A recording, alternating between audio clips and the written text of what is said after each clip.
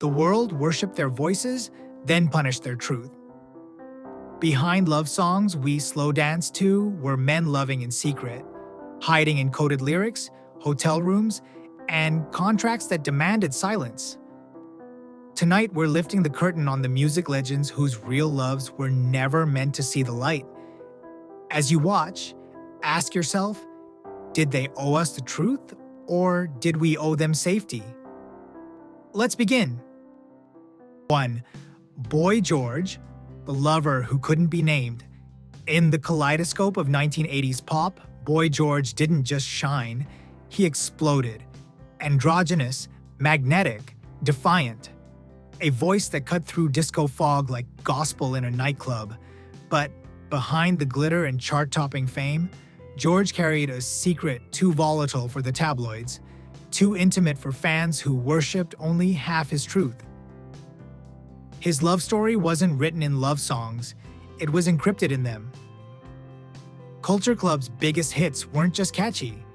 They were quiet confessions to drummer Jon Moss, the man George loved in silence and in chaos. Do You Really Want to Hurt Me wasn't hypothetical. It was heartbreak on vinyl, but Jon never publicly claimed him.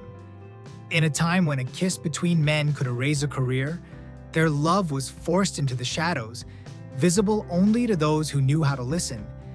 They loved in coded glances, in letters later burned, in lyrics that fans sang without ever knowing what they meant. When the relationship imploded under the weight of drugs, fame, and shame, it wasn't just the band that broke, George did too. And yet, he rose again, louder, queerer, more unapologetic.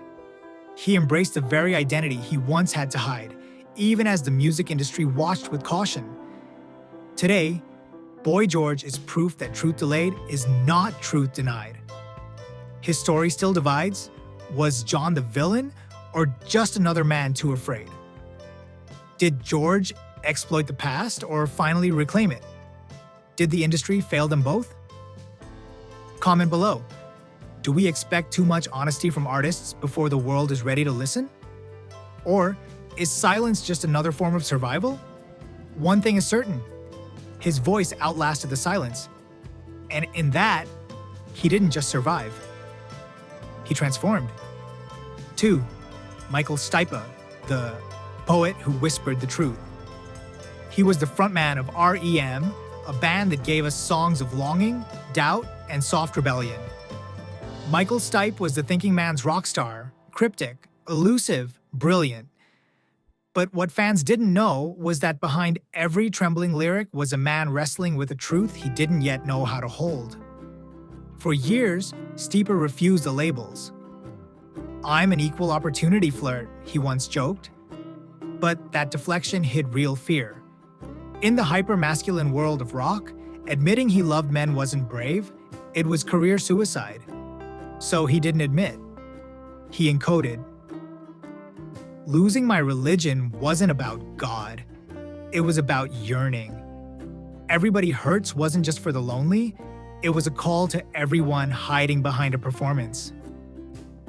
It wasn't until 2001 that Stipe quietly came out, revealing a long-term relationship with a man, as if to say, "I've been here the whole time." No press conference, no rainbow wave, just a gentle unmasking. And that was the power of Michael Stipe. He didn't demand acceptance. He invited you into ambiguity, into the gray. Was the delay cowardice or protection? Should he have come out sooner to help others? Or did he help more by showing that queerness doesn't need spectacle? Fans are still debating that to this day. Drop your thoughts in the comments. Does an artist owe us clarity? Or is the art enough? Through it all, Stipe's music never lied, and maybe that's what mattered most. He gave us permission to feel unsure, to exist outside of definitions. And in doing so, he gave us a map back to ourselves. 3. Pete Townshend, the rock god who hinted, then hid in the explosive chaos of The Who. Pete Townshend was the architect of rebellion. His guitar smashed barriers, his lyrics lit revolutions, but buried inside that bravado was a man scribbling secrets into song. Secrets he never quite spoke aloud. Townshend once confessed a powerful attraction to Mick Jagger. In his memoir, he said he was probably bisexual. That word, probably, wasn't indecision. It was survival. In the 70s, even a whisper of same-sex desire could gut a career. So Pete did what rock stars do best. He told the truth in metaphor. Rough Boys, released in 1980, wasn't just punk. It was a veiled love song. A musical smirk that said, "You don't get it, but some of you do." But he never said more. Some fans called it brave. Others called it bait. Why hint at queerness only to retreat into hetero respectability? Was he using queerness as edge? Or was he genuinely terrified? And where do we draw the line between coded pride and commercial caution? Townshend's story is a Rorschach test for how we view closeted icons. Do we demand full disclosure? Or do we accept that artists, like songs, are layered? Let us know in the comments. Do subtle hints count as representation? Or do they blur the progress queer artists still fight for? One thing's clear. Pete cracked open the door, and for a generation of boys who didn't know what they were yet, that crack was light. He never wore the flag, but he stitched it into rock history and dared the world to see it. If stories like Pete's matter to you, if you believe in honoring the complexity of queer legacy, take a second to like this video and subscribe. Because these whispers deserve to be heard, and we're here to make them louder. 4. Johnny Mathis, the crooner. They tried to silence with a voice like velvet and songs soaked in romance. Johnny Mathis became the sound of American love. His ballads filled wedding halls, his albums lined suburban shelves, and his image, elegant, composed, remained untouched by scandal. Until 1982. In a quiet interview, he said 12 words that changed everything. Homosexuality is a way of life that I've grown accustomed to. Those words weren't shouted, they weren't defiant. They were casual, almost weary. But in an era when silence was the price of survival, that whisper was treated like a scream. The backlash was immediate. Radio stations dropped him. Invitations vanished. Hate mail poured in. His career stumbled, not because he changed, but because the illusion did. And so he disappeared. For decades, Johnny avoided the topic. No interviews, no advocacy, just restraint. Was it fear? Shame?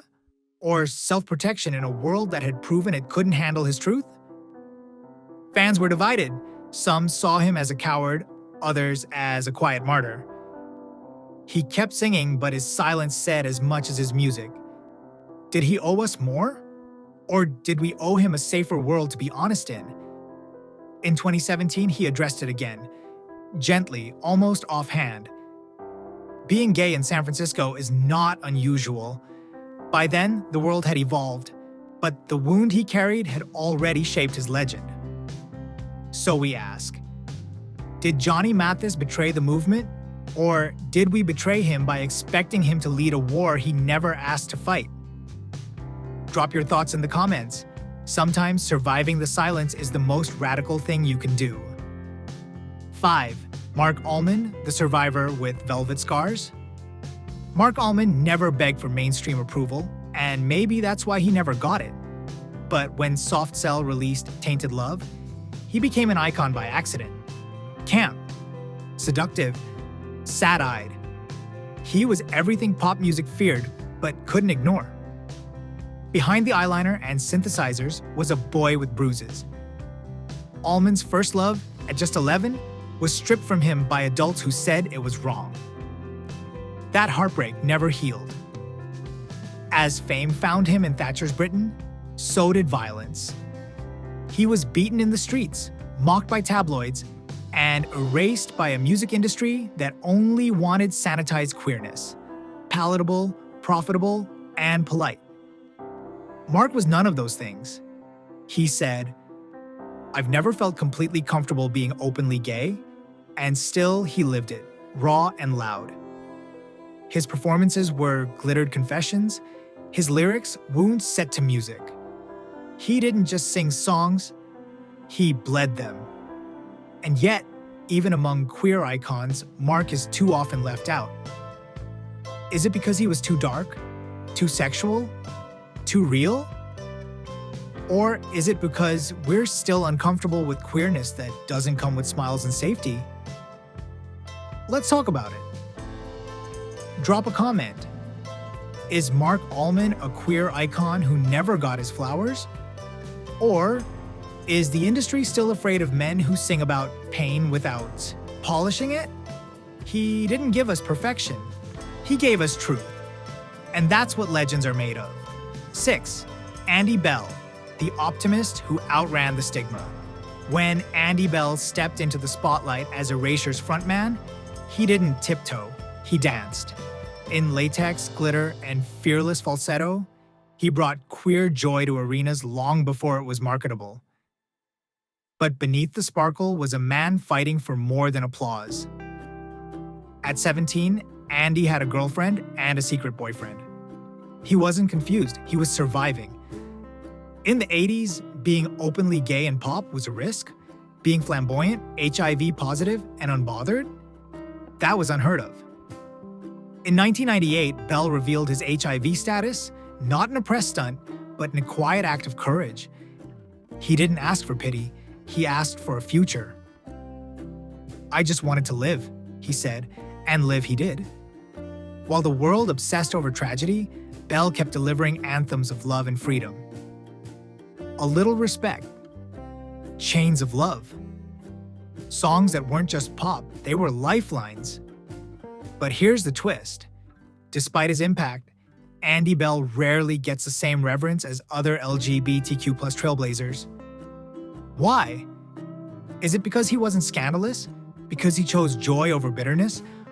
Or because somehow joy is seen as less powerful than pain?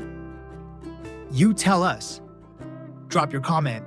Should Andy Bell be celebrated more loudly? Or do we still underestimate queer icons who choose to smile through the fight? He didn't survive the industry. He outloved it. And that might be the most radical act of all. 7.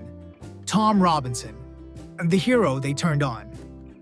In the late 1970s, Tom Robinson was more than a musician. He was a lifeline.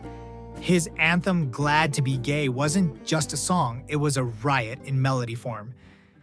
Banned by the BBC, blasted through underground clubs, it gave hope to queer youth who had no other mirror. He didn't just represent the movement, he was the movement. And then, he fell in love with a woman. In 1987, Tom Robinson showed up at London Pride with his female partner. The same crowd that once cheered him now booed him off stage. The headlines wrote themselves. Traitor. Fake. Fraud. The very community he'd fought for now turned against him. But was he a fraud? Or just a man with a complex truth? Tom refused to be boxed. "If gay liberation stands for anything, it's freedom," he wrote. But freedom, it seemed, came with conditions. His story sparks fierce debate even now. Does dating a woman erase his queerness? Was the backlash justified? Or was it internalized oppression turned inward? Drop your thoughts in the comments. Can queerness include contradictions, or do we demand clarity to feel safe? Tom didn't disappear. He doubled down. He's since mentored young queer artists, fought for refugee rights, and stayed loud when it mattered most. Maybe being queer isn't about who you love, but what you fight for. 8. Harry Styles, the enigma in pearls. He's worn dresses on Vogue, he's strutted in feather boas, painted nails, sheer blouses, and never once apologized. Harry Styles may be one of the most recognizable pop stars on the planet, but his identity? That remains a mystery. Is he gay? Is he bi? Is he just playing with aesthetics? Ask him, and he'll smile, shrug, walk away. "Why do I need to label myself?" he once said. And maybe he's right. Or maybe that's the privilege of safety. For millions of queer people who've been bullied, beaten, or erased, Harry's silence feels frustrating. How can someone bathe in queer-coded fashion and not say the words? Others see it differently. They call him brave for blurring lines, refusing definitions, and breaking the binary in front of the entire world. So, what do you think? Is Harry Styles helping queer visibility? Or is he benefiting from queerness without carrying its weight? Comment below. Let's have the conversation. Because one thing is clear, he's sparked a generational shift. Young boys are painting their nails. Teen girls are questioning norms. Gender isn't what it used to be. And maybe that's partly because of Harry. Even if he never says the words, he's changed the conversation. And sometimes, that's louder than a label. 9. Mika showing the pop star who hid behind color. When Mika burst onto the scene with Grace Kelly in 2007, he felt like a celebration. Rainbow sounds, Broadway drama, camp without shame. But behind the Technicolor charm was a man who was terrified to say who he really was. He dodged the gay question for years, gave vague answers, cited his privacy. His music was full of longing, but never pronouns. His fans guessed, the press pressed. Still silence. It wasn't until 2012 that Mika quietly came out in an interview. "If you ask me, am I gay? Yes. No fanfare, no hashtag, just relief." So, why did it take so long? Because for queer men in pop, being flamboyant is fine, until it's real. The moment you say you're gay, your songs stop being universal. Labels get nervous. Radio pulls back. Suddenly, you're niche.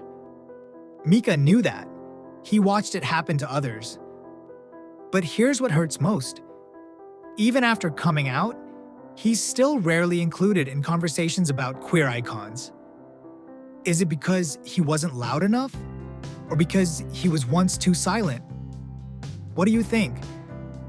Should we forgive those who take their time to come out? Or does hiding hurt the very community that lifts them? Leave a comment. Because Mika's story is many of ours, colorful on the outside, cautious within, and still, he sang through it all. 10. Tyler, the creator, the rebel who played by his own rules. Tyler, the creator, didn't knock on the music industry's door. He kicked it in. Wild, unpredictable, and often offensive, Tyler built a career on chaos. But buried inside the provocation was something no one saw coming. Queerness, hinted, half-confessed, wrapped in bars like riddles. "I've been kissing white boys since 2004. That one line shook the internet. Was it a joke? A lyric? A dare? He never clarified, and maybe that was the point. Tyler never came out the way the world expected. No rainbow banner, no big reveal. Instead, he carved a space where queerness could exist on his terms, messy, complex, unapologetic. He dropped love songs to men, flirted with fans, called Frank Ocean his boyfriend one day, then dodged labels the next.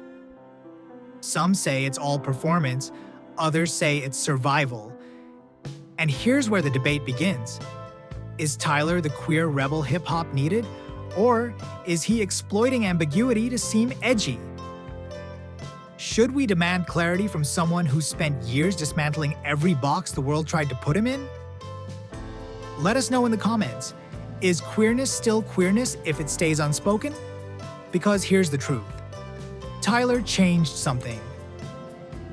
In a genre once defined by hypermasculinity and homophobia, he brought softness, fluidity, and vulnerability.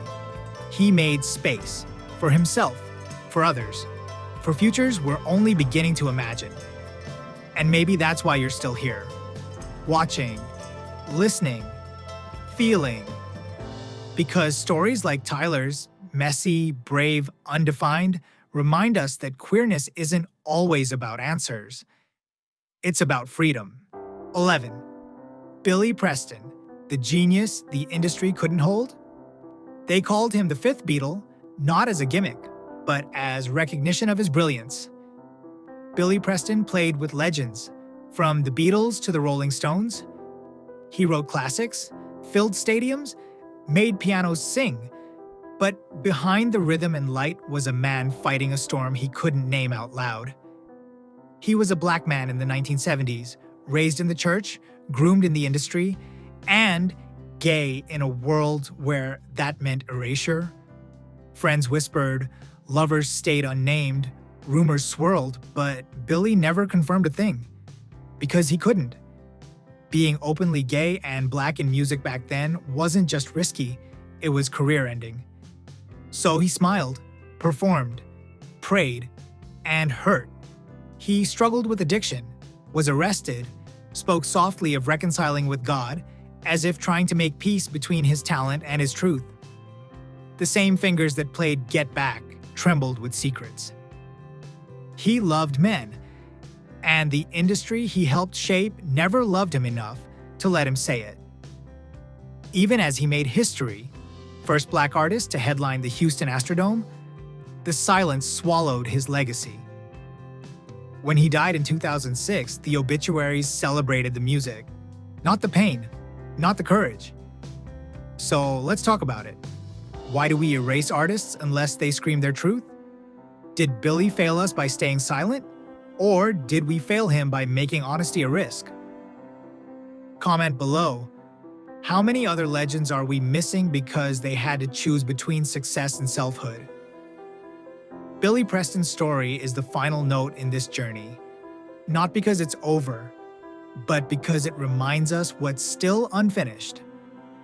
And to you, the one watching, listening, feeling all of this, thank you for being the kind of audience that makes it possible to finally say, you can be brilliant and queer and black and loved. You can be real, and that is legendary. You've just heard the stories behind the songs, careers built on romance, lives lived in fear of one honest sentence. Some whispered the truth, some never did. Yet their music carried us through our own secrets. Which story hit you hardest? Who do you think the world still owes an apology? Tell us in the comments, drop their number, hit like, and subscribe so these queer histories don't vanish a second time.